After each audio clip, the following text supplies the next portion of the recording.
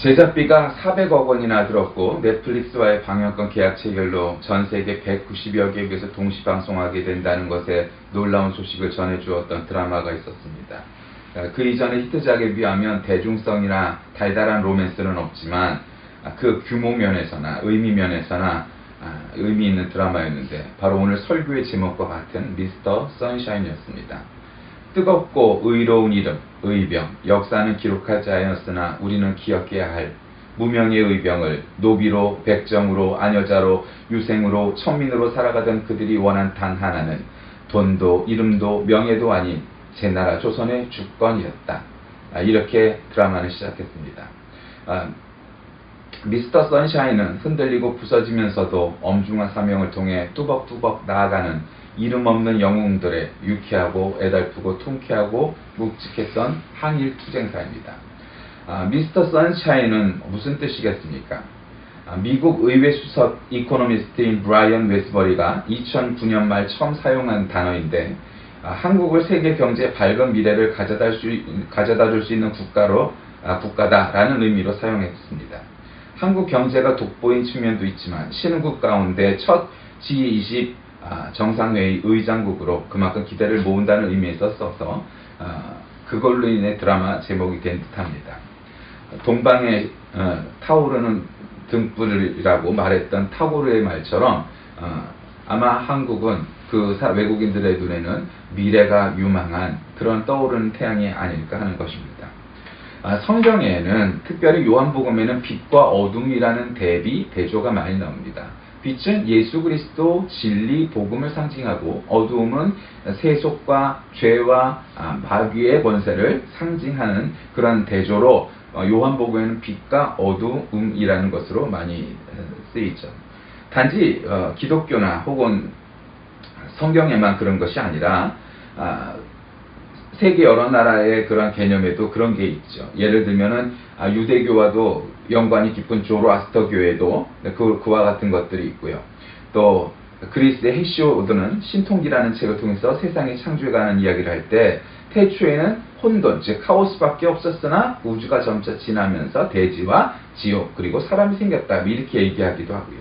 우리나라 신라의 연호랑과 세오녀 설화에도 빛과 어둠에 관한 얘기가 나오는데 신라의 아달라 왕 때 바닷가에 연호랑과 세오녀 부부가 살고 있었는데 이들 부부가 일본으로 건너가게 되고 이들은 그곳에서 왕이 되었다. 그 후 신라에는 해가 없어지자 왕은 점을 쳐서 그 원인이 이들에게 있음을 알고 사람을 보내어 일본에 보내어 돌아오도록 하였으나 돌아올 수가 없자 세오녀가 짠 배를 받아왔다. 그 배를 놓고 하늘에 제사를 지내니 해가 다시 밝아졌다.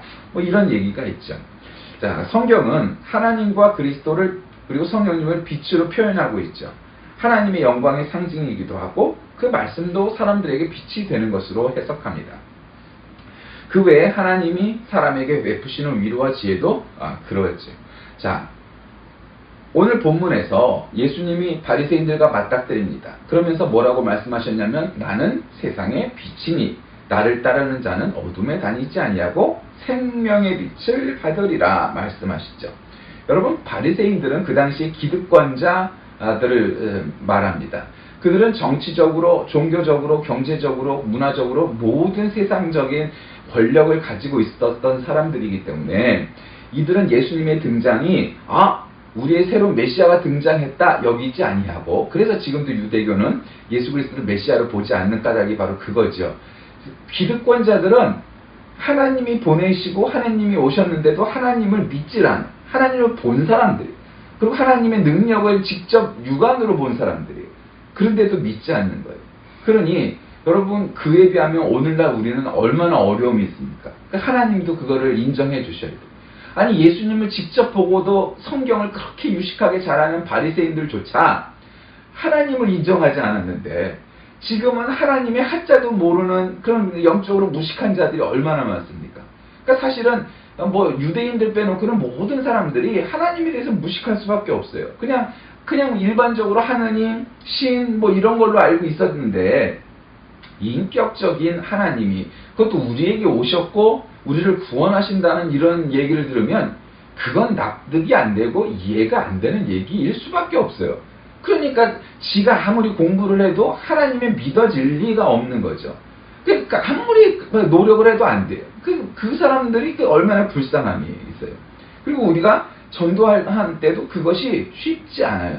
왜냐하면 지금은 지가 얼마나 많이 알고 있다고 다 그렇게 믿고 있어요. 실제로는 아닌데도 많이 알고 있다고 생각을 해요. 여러분, 세상의 정보의 양은 어마어마해요. 아마 지금 초등학생들의 지식의 그 양이 소크라테스가 갖고 있었던 지식의 양보다 훨씬 많을걸요?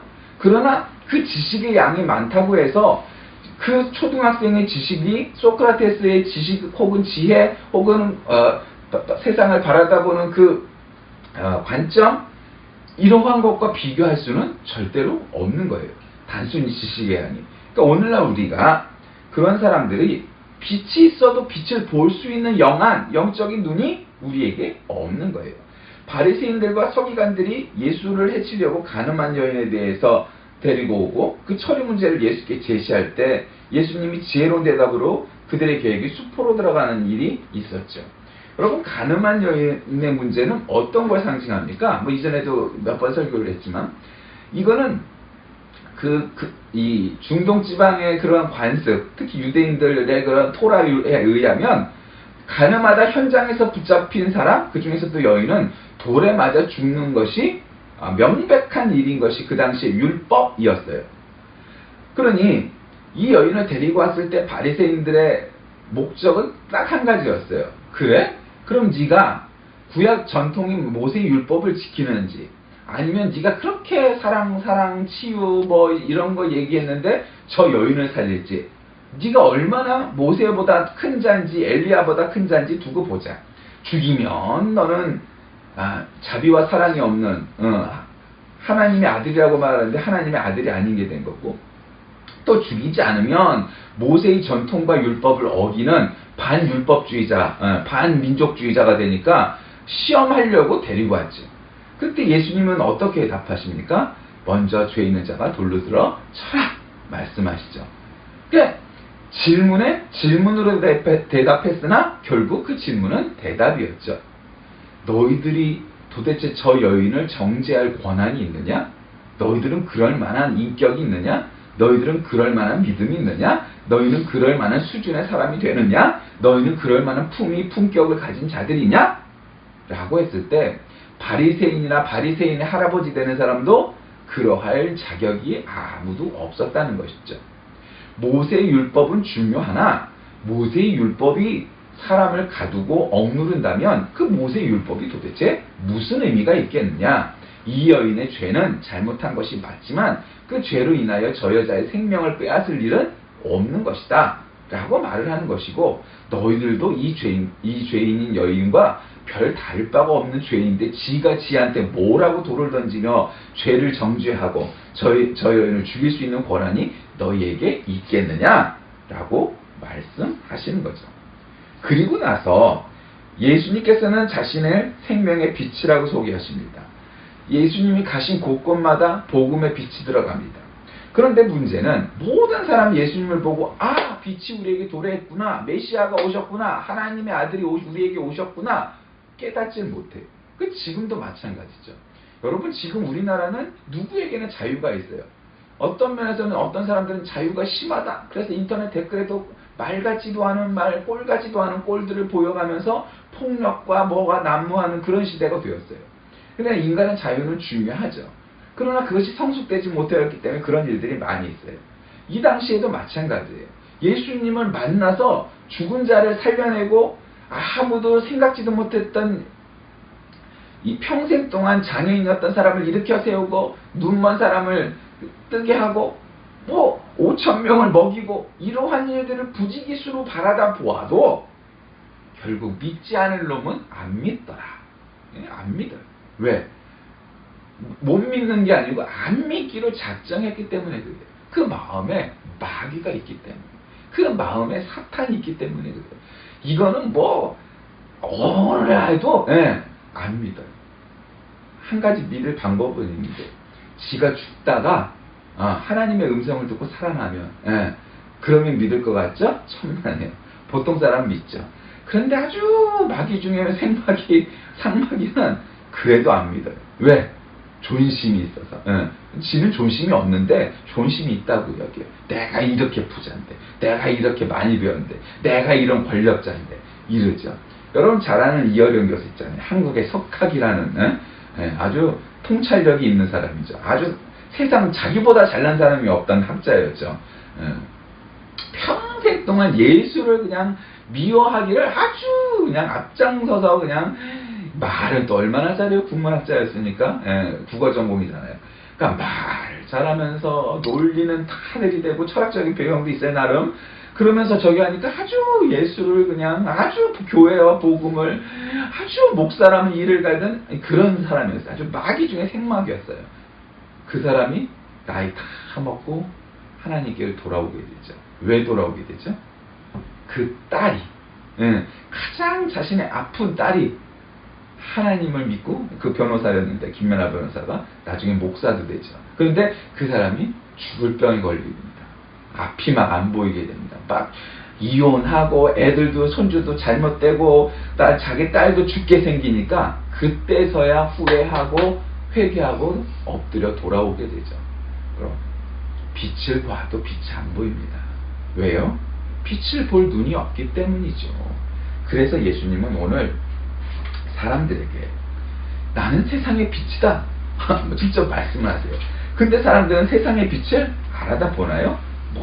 바리새인들이 뭐라고 얘기하는 거, 니들이 나를 위해서 증언하는 거, 너희 증언은 참되지 않고 그건 의미가 없다. 그런 말, 그건 공허한 것이다. 그것은 거짓이다. 오직 나의 말, 즉 성경의 말씀만, 하나님의 말씀만이 유일하게 참된 진리이다 라는 것이죠. 세상에 얼마나 가설이 많아요. 지구가 150억 년이 되었고, 우주가 150억 년이 됐고, 지구가 145억 년이 됐고, 그런 건 가설에 불과하죠. 그럴 수도 있지만 아닐 수도 있고, 아무도 증명할 수가 없어요. 여러분, 과학은 한계가 있어요. 진정한 과학자는요, 과학은 한계가 있다고 인정하는 거예요. 원래 과학이란 건 뭐죠? 증거가 없으면 인정하지 않는 거예요. 근데 140억 년이 150억 년이 아니 1500억 년이라고 얘기해서 뭘로 증명하겠어요? 어쩌고 해도 아무 증명할 길이 없어요. 그러니까 그런 건 그저 가설에 불과한 거지, 마치 그것이 과학적 진리인 것처럼 얘기하는 사람들은 다 거짓말장이죠. 아니 정말 그거야말로 과학은 종교와 신앙과는 관계가 없어요. 이념도 아니에요. 사상도 아니에요. 증거를 보여줘야죠. 근데 마치 그런 걸 진리인 것처럼 믿어요. 그 과학을 했다는 사람. 그 사람이 믿고 있는 모든 과학들은 도대체 뭔 의미가 있겠어요? 그러니까 나는 그런 사람들의 기술들은 하나도 믿을 수가 없어요. 아니 과학을 배웠다고 하면서 과학적이지 않은 사람은 어떻게 그걸 믿겠어요?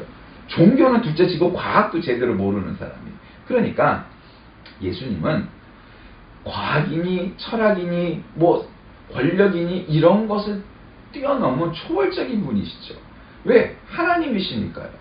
그게 하나님만이 진리의 기준이 되는 거예요. 세상에 얼마나 많은 사람들의 논리가 있어요. 이런 논리 저런 논리 있고 논리 있어요. 그러니까 빛이 돼야 돼요. 빛이 되지 않으면 안 돼요.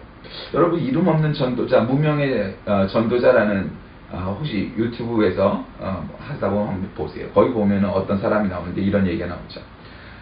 호주에 한 할아버지입니다. 실례합니다. 선생님은 구원받으셨습니까? 만약 오늘 밤 선생님께서 죽는다면 천국에 갈 수 있겠습니까? 호주 시드니의 조지가에서 무명의 전도자로 40년간 노방전도를 했던 프랭크 제너라는 사람의 이야기입니다. 그분은 40년간 전도지를 전하면서 전도를 했지만 단 한 명의 회심자도 만나보질 못했고, 그가 손목을 붙잡고 교회에 데리고 오질 못했습니다. 그러던 어느 날 영국 어느 교회에서 우연히 호주 시드니를 걷던 중 이 조지가의 할아버지를 만나게 되었고, 그분의 말을 듣고 찔림이 있어서 결국 예수님을 영접하게 됐다는 간증이 시작됩니다. 또 미국의 집회에서도, 또 여러 나라 곳에서 이 시드니를 여행했다가 혹은 시드니 이 거리를 걷다가 이 할아버지의 전도의 외침을 들었다는 사람들이 나타나기 시작합니다. 거기에 흥미를 느낀 그 목사님 하나가 전 세계를 다니면서 이 할아버지의 이야기를 하기 시작했습니다. 미국에서, 인도에서, 호주에서, 세계 곳곳에서 이 할아버지가 전도했다는 말을 듣고 예수님을 믿게 되었다는 사람들이 나타났는데, 저도 잘 모르겠지만 그 유튜브 동영상에 의하면 그 인원이 무려 14만 6천 명이 되었다는 얘기입니다. 그 사람이 또 전도하고 그 사람이 또 전도하고. 나는 한 명도 교회에 전도해 본 적이 없어서 교회 전도자의 한 명도 이름을 올리지 못했다고 여겼는데, 그리고 그렇게 아주 단순하고 무식하고 1차원적인 방법으로 길거리에서 전도지 나눠주면서 예수님 믿으세요, 당신은 오늘 죽는다면 천국에 갈 자신이 있습니까?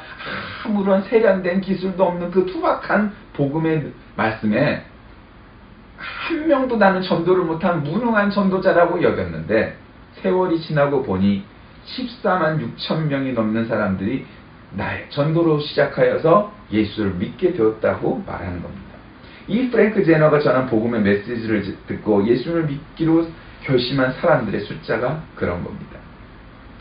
여러분, 정말 세상의 빛이 되고 싶습니까? 미스터 선샤인이라고 불렸던 그런 의병들, 독립군들처럼 정말 이 나라의 민족에, 그리고 온 세계를 향하여 빛이 되고 싶습니까? 아니면 여러분은 혹시 어둠과 그 세력에 속하여 있는 사람입니까? 내가 어둠에 속하였는데도 속하였는지 몰라요. 아직도 하나님을 알지 못하고 믿지 못하고 오히려 하나님과 교회를 핍박하고 미워하고 하는 사탄의 세력들은 회개해야 됩니다. 돌아와야 합니다. 빛의 세계로 나와야 돼요. 아직도 어둠 속에서 빛인지 어둠인지 똥인지 된장인지 구분도 못하는 사람들은 내가 왜 그걸 구분을 못하는지조차를 몰라요. 진리는 오직 하나입니다. 그건 보수도 아니고 진보도 아니고 이것도 아니고 저것도 아니고 하나님만 진리입니다. 그래서 우리가 하나님과 하나님의 말씀에 비추어 보아야 내가 진리의 편에 선 건지 아닌지를 판단할 수 있는 것인지, 내가 진리에 얼마나 가까이 다가가 있는지 멀어져 있는지를 생각할 수 있게 되는 것이지, 내 생각과 지식으로는 그거는 제한적인 겁니다. 소위 과학적이라는, 소위 합리적이라는, 소위 논리적이라는 것만으로 얼마든지 거짓말을 만들어내고 거짓말을 둘러댈 수 있으나 그런 걸로는 안 되는 겁니다. 대한민국이 미스터 선샤인이 됐으면 좋겠다 라는 그런 미국 국회의원의 발언처럼 우리나라는 그렇게 되어야 하는데, 지금 우리나라가 어렵다고 얘기합니다. 정치적으로, 경제적으로, 문화적으로, 사회적으로 그렇다고 합니다. 거짓된 자들이 정말 정직하게 봉사하려고 해야 되는데 쓸데없는 거 갖고 국회에서 맨날 싸움질하고 있어요. 쓸데없는데 국민의 세금을 낭비하고 있고 쓸데없이 국민의 세금을 낭비하고 있어요. 그러니까 사람들이 세금 안 내려고 하는 거죠. 판공비라는 건 도대체 한 푼도 없어야 돼요. 어느 서구의 국회의원들, 덴마크나 노르웨이나 핀란드의 국회의원들처럼 자전거 타고 출근하고 2명이 1명 비서 데리고 있고 그거의 절반만 쫓아가서 해야 되는데, 우리는 권세를 누리려고 하는 것이 그것이 당연하다고 여깁니다. 왜 그럴까요? 이 나라가 민족주의자의 애국자들의 나라가 아니고 바로 이것이 친일파의 나라이기 때문입니다. 친일파가 득세하고 독립군은 대우를 받지 못하는 나라로 70년을 살아왔기 때문에 그 모양으로 살아가고 있는 것이죠. 내가 독립군 앞에 부끄럽고, 내가 정말 투사들이 했던 것에 비하면 내가 지금 이렇게 돈을 띄어먹고 있고 쓸데없는데 돈을 쓰고 있고 하는 것이 부끄러워야 되고, 감히 이 자랑스럽고 영광스러운 빛의 나라에서 그럴 수 없다 여겨야 되는데, 마치 2억 원을 3억 원을 띄어먹는 것은 더 많이 띄어먹을수록 능력 있는 것이라고 여기는 이 나라의 논리구조 때문입니다. 이 나라가 친일파의 나라이기 때문이죠. 이제 빨리 빛의 나라, 미스터 선샤인이라고 불리는 나라가 될 수 있도록, 나라도 해방됐는데 진정한 해방이 와야 하고, 그래서 독립군의 나라가 돼야 되고 애국자의 나라가 돼야 되고 정말로 민주주의의 나라가 돼야 되고, 이 민족을 사랑하는 사람들의 나라가 되어야지 공산당의 나라가 되고 친일파의 나라가 되고 독재자의 나라가 되어서는 결코 아니 되는 것입니다. 우리는 아직도 그와 같은 어둠 속에 있기 때문에 참된 빛을 바라보지 못하는 것이죠. 정직한 자가 교과서에서 배우고 가르치고 우리가 배웠듯 칭찬받고 인정받는 것이지, 매국노가 칭찬받고 인정받고 이래서는 안 되는 거죠. 어떤 친일파는 애국 훈장도 받았는데 진짜 애국자는 훈장도 박탈당했다는 얼마 전에 그 기사를 본 적이 있어요. 얼마나 지금 이 21세기에 그런 일이 있을까 싶은데 그런 일이 실제로 벌어져요. 그게 세상이, 그게 지금 우리가 살고 있는 시대예요. 우리 이제는 합리적인 나라가 되었고 이 합리적인 세상이 되었고 그런 시절이 되었다, 그렇게 여길 때도 있는데, 어떤 때 보면 아직도 그런 부분에서 너무나 진리가 왜곡되고 나라를 위해서 죽어간 분들의 그런 혼이 통탄할 만한 일들이 너무도 많은 것이 사실입니다. 본서에서 진리라는 말은 예수님의 인격을 의미하는 단어로 쓰여집니다. 예수님께서는 인간을 구원하기 위해서 진리를 선포하셨지만 사람들이 믿지 않았습니다. 이는 그들이 진리를 몰랐기 때문입니다. 예수 그리스도의 인격을 몰랐기 때문입니다. 만나지 못했기 때문입니다. 오늘날 성도들에게 예수를 망각할 수 있는 유혹들이 너무도 많지요. 잠깐만 방심하면 예수는 없어지고 자기의 자존심이, 자기의 지식이, 자기의 욕심이 사로잡혀 거기에 자리하게 되고 자칫 실수하면 십자가 희생 대신에 개인적인 안일함이 자리 잡기 쉽습니다. 서기관들과 바리새인들은 인간의 욕심으로 인해서 진리이신 예수 그리스도를 믿지 못하고 대적함으로 예수께 마귀의 자식이라는 정죄를 받게 됩니다. 진리를 분별하기 위해서는 그 중심에 진정으로 진리를 사랑하는 마음, 사모하는 마음이 준비되어 있어야 됩니다. 그러한 겸손함이 있어야 됩니다. 그래야 그런 사람이 구원을 받습니다. 영생을 살 수 있습니다. 천국에 갈 수 있습니다. 구원을 받을 수 있습니다. 하나님 나라를 볼 수 있습니다. 진짜 행복해질 수 있는 겁니다. 그거 없이는 세속적인 아무런 성공도 참된 성공이 될 수 없습니다. 과연 여러분은 그와 같은 빛에 속한 자입니까? 아닙니까? 생각하는 저와 여러분이 되시길 주의 이름으로 간절히 기도합니다. 살아계신 하나님, 우리가 정말 빛의 자녀들로 살아가고 있는 것인지 생각해 보게 하시고 정말 하나님 나라에 합당한, 그리고 이 나라 이결에 합당한 정말 사랑하고 위하는 사람들인지, 아니면 정말 많은 그러한 범죄, 많은 반민족 행위, 많은 사탄적인 일들을 해가며 살고 있는지 되돌아보는 하루가 되게 하여 주옵소서. 예수 그리스도의 이름으로 간절히 기도드립니다. 아멘.